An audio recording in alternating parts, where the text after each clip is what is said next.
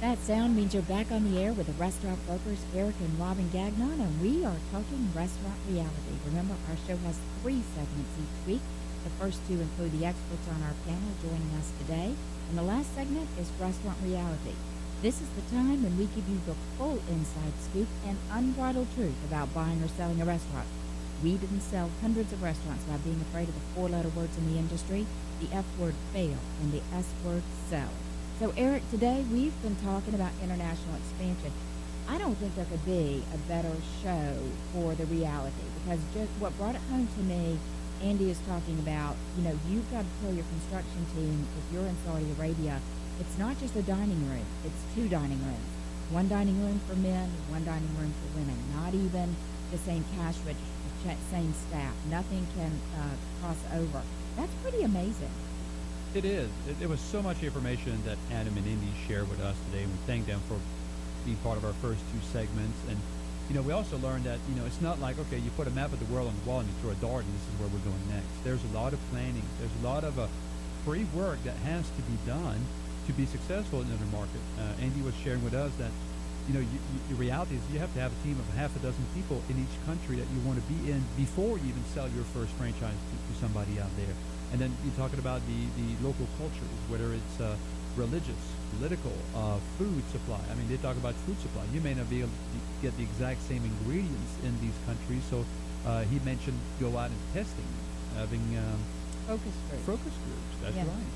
I thought that was one of the most interesting things he said. Food transcends politics, food transcends politics, but it does not transcend religion. So that's pretty. That's a very definite point you need to be aware of. And I thought the other thing that was really critical is that we go back to that same thing. We're restaurant brokers and we deal with it every single day. But it goes back to location, location, location. Whether you're in the Middle East or North Africa or here in Atlanta, Georgia.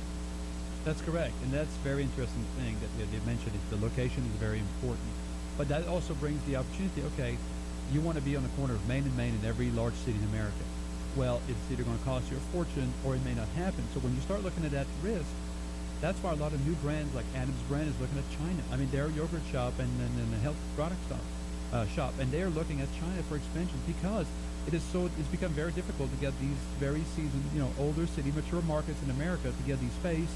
So there may be some space available for a westernized concept in a lot of places in the world. We heard today loud and clear from both of them that a piece of America is still very well received and where people are very excited about having a little piece of westernized civilization around the world. Right, Robin? Exactly. And I think the idea of non-traditional space cannot be underestimated, because I think Adam was actually saying that they're looking at universities and different places to put their product out. So if you say, okay, I'm going to turn this business model inside out and upside down, where can I be and how can I be there? So maybe instead of having your full service concept, can you shorten it into a kiosk type idea? Well, yeah, it's going to take a lot of work and a lot of retrofitting, but it gives you a much broader opportunity and many more locations. Can you be quick service and full service? So that if you kind of scale your model different ways, you have more opportunities to grow and expand. That's correct. And I was reading the other day in one trade publication that I read on an ongoing basis that there's a pizza shop out of California. It's got about 20 locations, and they wanted to expand. They didn't see really anything of interest in California. They set sight on Tibet. Robin. Wow, that's amazing. That is not around the corner. This is a country where they said it stays below 32 degrees over 200 days a year. It's gray most of the time. But guess what? People there are very happy. They love pizza, it turns out. And one of the, you talk about adapting, they went up there and realized really quickly that the people in Tibet are much smaller human beings than Americans. So as a result of that, they eat a lot less. So their extra large pizza over there is the size of a medium in America. We have everything supersized here for some reason, and we have also obesity issues and different issues, health issues related to that. So they went over there, even if it costs more money to get your food over there, they have smaller portions, so they're able to maximize their margin, and people are loving that little piece of America in Tibet. That's just their little beacon of red, white, and blue out there, and they're doing extremely well, and they're planning on opening more stores, and they are very supported by the community over there. Isn't that interesting? That's very interesting. So California and Tibet, those are your sites for this pizza concept. That's amazing. So I think what that really says is that reality is that if you're thinking about growth in just the traditional ways, you're missing the boat. You have to be flexible and adapt where you're going. Yeah, talk about the boat. We're talking back in the early 1900s. Yeah, it would take 30 days to cross the ocean and go over to Europe. Now with phone, Skype, email, every technology we have, you can bridge these gaps a lot faster. So sometimes looking outside of the United States makes maybe perfect sense as a first step versus as a step of a McDonald's. We have, conquered North America. There's no other choice to go out, to overseas countries of Europe and Asia and Africa. But I think nowadays with the technology and also all the tools available to smaller operators, international market are something that you should look. But again, it has to be prepared. It's not just throwing a dart and say, hey, I like to go to Spain and I want to open some stores in Spain tomorrow. I think that's great advice. Now, if you are saying, okay, I do want to grow, I want to expose myself to this industry, but I'm just not ready to go to Tibet yet, they can still go right here to the We Sell Restaurants website and find something within the domestic borders. We aren't handling overseas restaurant listings yet. I think that could be somewhere we need to go based on the interest in international expansion. And within the U.S., we have hundreds of listings online between our Colorado office, South Florida, Atlanta, Tennessee. We have listings in Texas. We're really spreading all over the country now.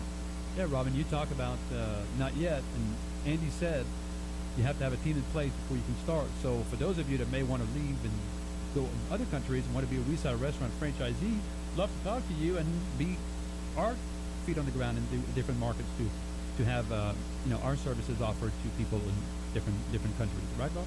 If you're ready to go overseas for We Sell Restaurants, yes, we definitely want to talk. But if you just want to zero in on some opportunities locally, we have some new listings that we just released. One is a franchise sports bar that is in the Atlanta metro. It's been established for over 10 years, does over $1 million. Great listing, should qualify for SBA lending, which is another show that we talked about. And remind me, what's the pricing on that one? The price on that one is $329,000. And that's for earnings of six figures. Yes, over $110,000 in earning. And if I can summarize this listing in one word, Robin, it would be autopilot. Oh, autopilot, cash flow positive, six-figure earnings. I think that the phone's going to start ringing for that one. As well, we have lots of new listings released every single week. You can go directly to our website, WeSellRestaurants.com, and you can search with our functionality by restaurant type, by location. You can narrow it down to zip code. You won't just find restaurants for sale. You'll also find quite a bit of lease locations on the market. So if they have $0 next to them, that's a lease location. So somebody who's ready to jump feet first into the reality of owning a business can go online, find a lease space, and we can work with the landlord, negotiate to get them in as a tenant, and they can start their very first restaurant location. So the reality is getting into this business, which is fun, fascinating, fast-paced, and profitable, is as simple as visiting WeSellRestaurants.com. This is Robin Gagnon. I'm joined by Eric, and we are the Restaurant Brokers.